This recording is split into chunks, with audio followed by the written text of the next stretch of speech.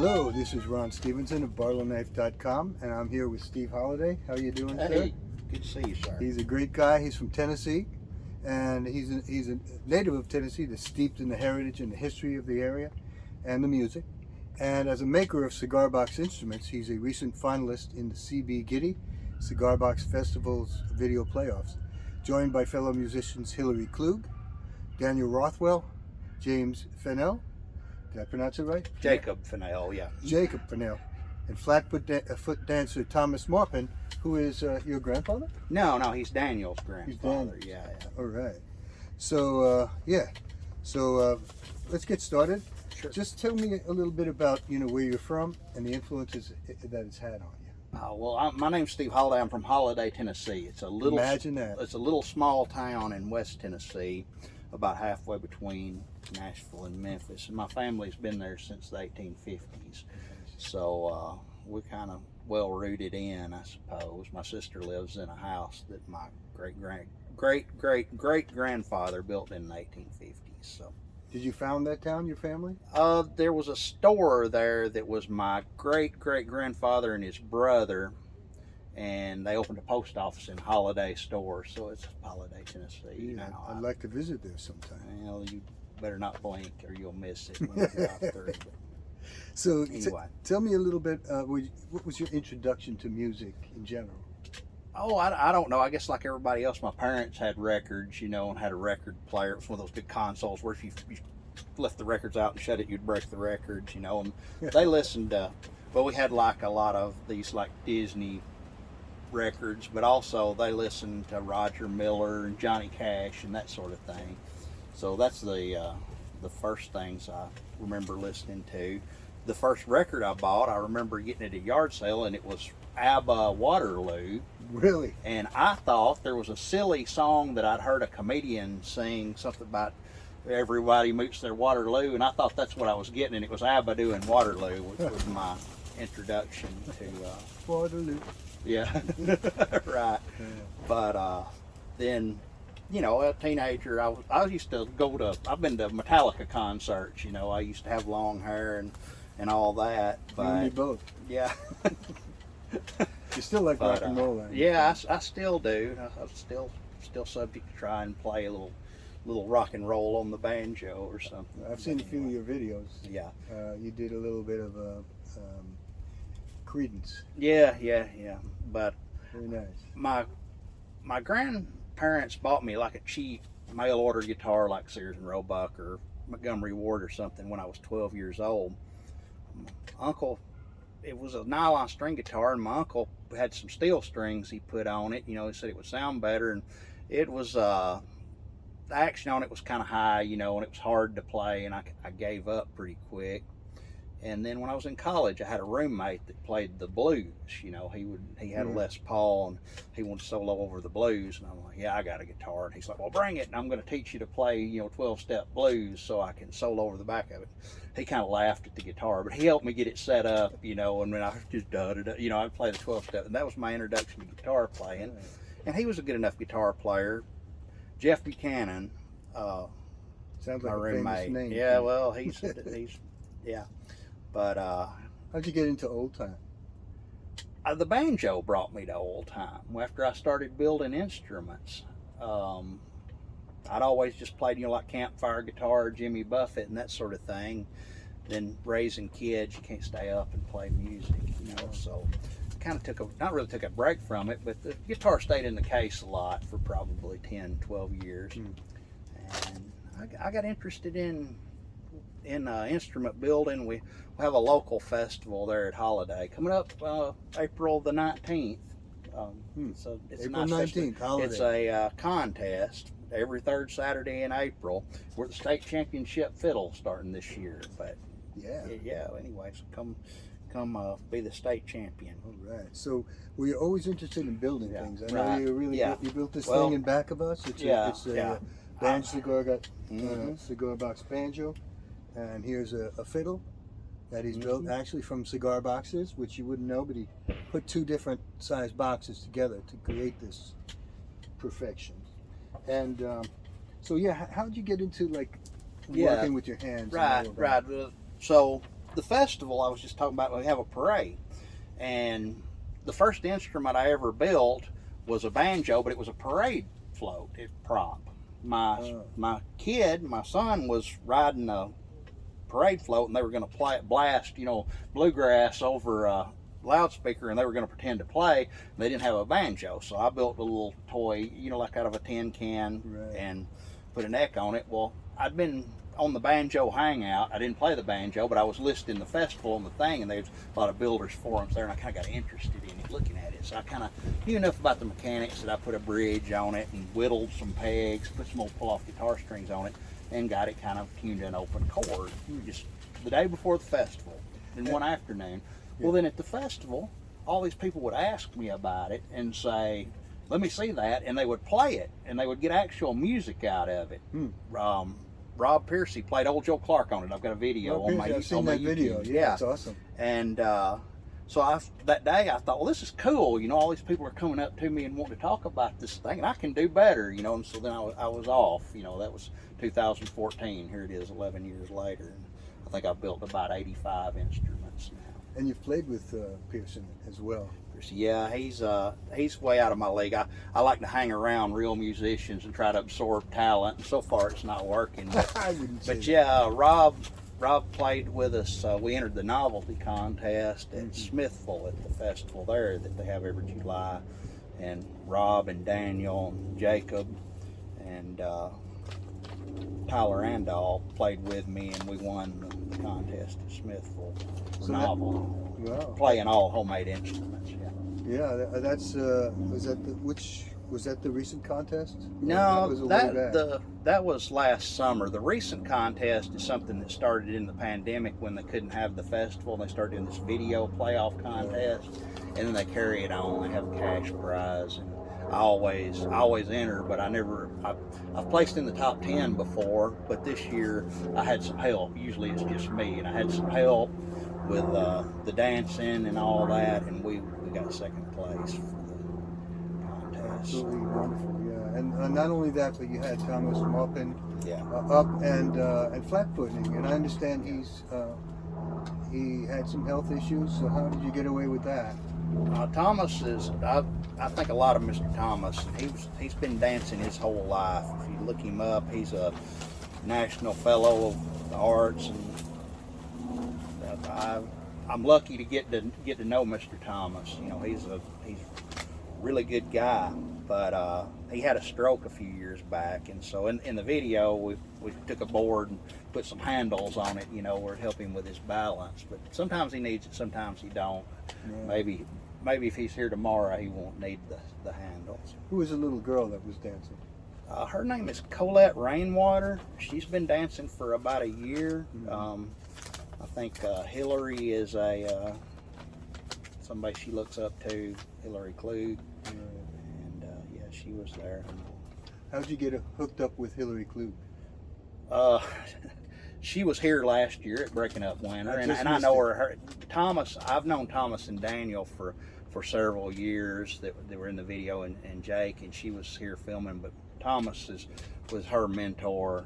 Oh. She worked with him on dancing a lot of the time and all that. So I met her here that day, and then the Cigar Box Festival thing came up, and she agreed to play in the video. That helped, I believe. Her, all of them did, yeah. Was she playing your homemade music? Yeah, she was playing one of my fiddles. It was it wasn't that one. She was playing the other one. It's over here in the case. Casey Meikle was playing that one in the video. Love this one. I see the tailpiece fell off, but it's down there. Yeah, we'll put it back on. It just clamps on. Yeah. So yeah, and she also played bass. One of your bass. Yeah. Your homemade basses. Right. Has a wash tub on the bottom. And some kind of kind of it's a bass drum with weed eater string. Yeah, and then that video went viral. Yeah, a lot of people saw that. I got some mileage out of that one. Yeah, I first met you here, and then at Clifftop. And how did you come to be attending all these festivals and showing off your art? Oh, I guess I'm just a big show off, But it's I don't know. I started building stuff, and like I said, it's fun to go around and talk to people. And then I before the last few years, the kids were younger and ball all summer and all that, and they're grown now. And then the pandemic, and I was starting to like to go to festivals, and all this. Pandemic hit, and I don't know. We all learned a few lessons in that. One of them, you need to get out there and live your life, Yeah. And so when everything broke loose, I thought, if it's where I can go, I will. My wife's pretty understanding most of the time about my antics on that. She comes along sometimes, but a lot of times I go by myself, especially that 10 nights of camping at Clifftop. Right. We all get a little strung out doing that. Yeah. You learn how not to shower for a while. Yeah. Well, you brought your own portable shower. Yeah. I get by, and then I braved the bathhouse a few times too. I haven't tried that yet, but I think there's 12 showers on each side, and 5,000 people there. So I guess. And then my band played some of your instruments. That's on something. I think Johnny Don't Get Drunk. That's on my YouTube. Yeah, that was one of my favorite moments from the festival. I always sit up there and try to con people into play. I don't sell anything really, but I'll try to con people into playing them. And we've had some cool moments at the campsite there on the side of the road at Clifftop, and that's one of them. That's a big one. You've met a lot of people that way. I have, yeah. As a matter of fact, one of our mutual friends, Mike Holler, yeah. I met Mike in 2022. Was my first trip to Clifftop, and it was the first one they'd had back after the pandemic, and it was a smaller one than the last two. And I met him there, and Mike's a really good old time musician. But when he came back the next year, he was a lot better. I was like, wow, man, not that he wasn't good before, and I told him, but he's good. He's serious, but you wouldn't know it from the band that he plays with. They're very spirited, and they're really having fun. Yeah, they're a lot of fun. Last year, I kind of got in the habit of going by there. I'd stay up really late, but they would stay up later, and I would go by there and have the last tune of the evening, and I would sit and listen to them play. Oh yeah, they got a big tent in Burnt Mill Highballers. Burnt Mill Highballers, yeah. But shout out to the Burnt Mill Highballers and to Mike. Yeah. So I hope to interview him soon too. Actually, I hope so. I'd like to see that. Yeah, if you back to my YouTube channel, I've got a video that I put all my pictures from Clifftop, and it's 8 minutes of Mike and the Burnt Mills Highballers playing "Who Broke the Lock on the Henhouse Door." They did that too. It's a really good version of it too, and it was 2:00 in the morning. You can't. I couldn't see anything. All I could see they had a little candle burning in the jam circle, and that's all you can see. So I just put pictures over the top of it and made the video. He's down in the down under area. Milford, I believe. No, I mean in the Clifftop. Yeah. He's further down the hill. So in the swamp. That's what it is. And you were right there by him. Yeah, I was up the hill. I try to, if I can get there in time and get a spot, get on the side of the road there around the dishwashing station. So can you talk about, aside from him, some of the people that you've met at the festivals and the hardships and joys of camping at the festivals? Any kind of recollections that you have that you'd like to share? Yeah, I made a note or two here if I can find it, but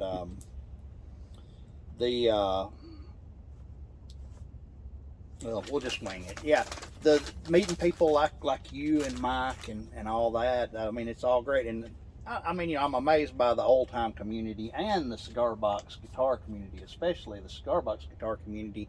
There's not a lot of gatekeeping. Everybody's well. You get into some types of music and some hobbies. It's hard to break in, but in old time music, I've met so many people sitting there on the side of the road, and to stop and talk, have coffee in the mornings. I try to keep a big pot of coffee going in the mornings. I'm kind of an early riser at those things in the scope of, so I don't stay up as late as a lot of them do. But anyway, I don't know. I mean, it gets, like I said, you get a little strung out on those long ones, because if you don't want to listen to old time music all night, you're in the wrong place down the hillside there at Clifftop. I remember one night it was raining, and wasn't much going on. I thought, I'm going to get caught up on sleep. And all of a sudden, it was like I was sitting in the center of a jam circle. And I thought, what in the world's going on?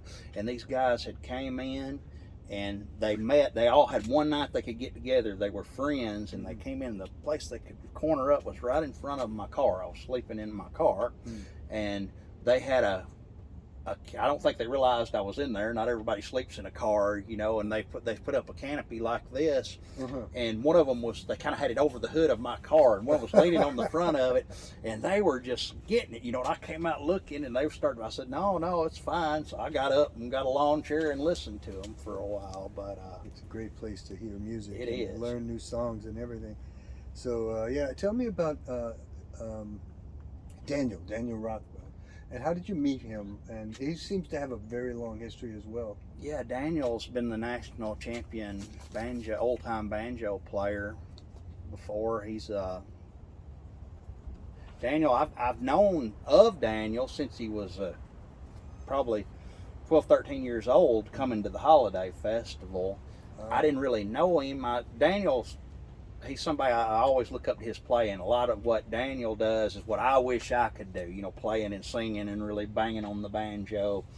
And he fiddles. Yeah. And he, like I said, I'm always trying to absorb talent, so I try to hang around Daniel. And he's a humble guy too, you know. Several years, yeah. He wouldn't is. know his background, but he's a great musician, and I always enjoy getting to play with him.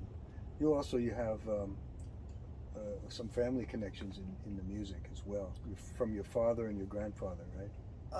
Well, my father he's the one that coordinates the festival there at Holladay.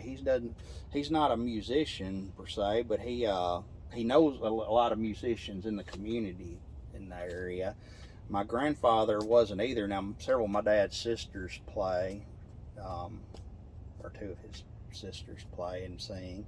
And then one of my uncles, who was married to my grandfather, he was a great uncle. Yeah, my great uncle was Uncle Homer. He was a dance fiddler way back when, but he'd already lost his hearing and really didn't play much. When I remember him, he died in the late '80s. But you know, I'm just recently finding out about the dance fiddlers. You know, that Hillary is carrying on. I didn't realize it was a tradition. No, that's not really what I mean. They would have the the barn dance, you know, or house dances. Right. You know, every Saturday night there would be a dance. They would. Another great uncle. I've got a video of him telling a story of one of his uncles, and I found him. I found the guy he was talking about. He told me his name, and I found his graveside on Find a Grave, and he was a dance fiddler, and he said he made $5 a night playing till 2 a.m. at one of these house dances. And he was born in 1854 is what his gravestone said. So my uncle remembered him from when he was a child, and he was born around the turn of the century, around 1900. So anyway. So you know, give us some words of advice you'd have for people who are getting into this, whether it's playing the music, making the instruments, or just getting out to festivals. Just do it, you know. I mean, well, that's not a good answer. Well, I mean, for building the instruments, there's a big community online. Get on. Not everybody likes to be on Facebook, but there's a lot of traffic there on Facebook, but other places also. You go to Cigar Box Nation. You've got like CB Giddy that sponsors the contest, sells a lot of. They sell parts, and they've got, you know, plans and kits and all kinds of things. There's a couple of companies out there that do that. Just get in there and do it, and like I said, there's not a lot of gatekeeping. Start as simple as you want to. If you saw my first instrument, it was the bottom of a bean can, a piece of cedar that I grabbed out of the scrap pile. You know, it had knots all in it. Yeah. It was terrible, but you could play a tune on it, you know, and it's really satisfying the first time you get one put together, and hey, music comes out of it. And that's one reason I like, you know, taking them to these festivals and running into musicians that can play them. And and so I know the music's in there. Now I've got to figure out how to get it out. I think in your tent you had a lot of pictures of the people who have played the Yeah. instruments, and a lot of our faces I recognize. Yeah. I don't know them personally, but I know that guy. Very interesting. You've attracted a lot of people. Oh yeah, that's the tax you have to pay if you play one of my instruments. Is I have to take your picture and put you in my wrap-up album of Clifftop or here or wherever. You know, I've got a picture of you or a video actually, yes. playing one of my banjos the year we met here. I know. It was. I just saw it recently. Yeah, it was it showed up on that memory loop of Cedars of Lebanon, and I right. shared it, but because well, we were going to be here this we'll weekend. share it. And any to just end up, I want to ask if you have any future goals or how you envision this direction that you're going in. No, I'm still building stuff. Some years I build 2 or 3 things. Sometimes I build 10 or 15. But I'm going to keep building. I don't really sell anything, but sometimes I build something for a friend, or I play them and give them to friends sometimes. But I have sold a couple of things. But my long-term plan is to keep doing it, go to as many festivals as I can, and then hopefully one of these years I'll retire. And if I can, then I may start trying to build a few things to kind of support my festival habit, build some cigar box guitars to sell and that sort of thing. Right, I would buy one. But I appreciate it. Yeah. But yeah, I'll just let me know when you're making them for sale. Yeah, I haven't got there yet, but anyway, yeah. So anything else you want to add before we conclude? Oh no, I kind of set you short on how to get started. I think one big thing would be to get out and play with people. I play with some people in Jackson every Thursday night that welcome me into the circle, when I didn't know what I was doing. Not that I do a lot better now, but this community, they're willing to show you, and when you play with people, you find a fiddler that you can play those old fiddle tunes with. When it happens, it's great. So excellent. Yeah, those guys in Jackson, and now we get out and play a couple of little, gigs, if you will. I are a professional now, but Well, if you come out to the festivals, look for Steve Holladay. He's somebody that brings people together. He's just a great personality. I love you, man. Thank you. All right. Thank you for thinking of me for the interview. Yeah. You're welcome, man. It's our privilege. Oh, okay. All right. Old Plank Road.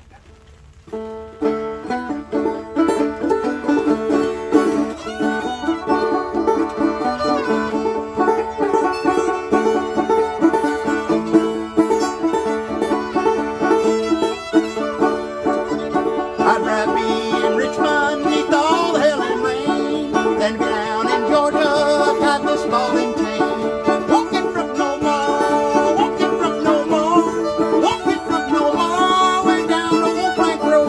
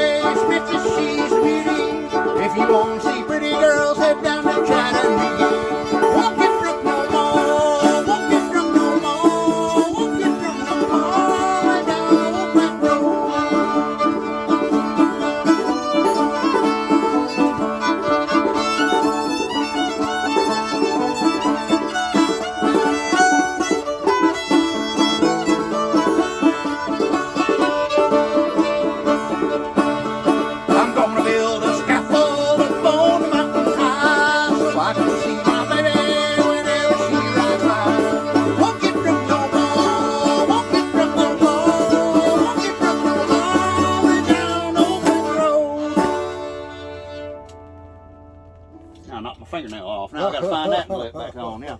Oh boy, that was great.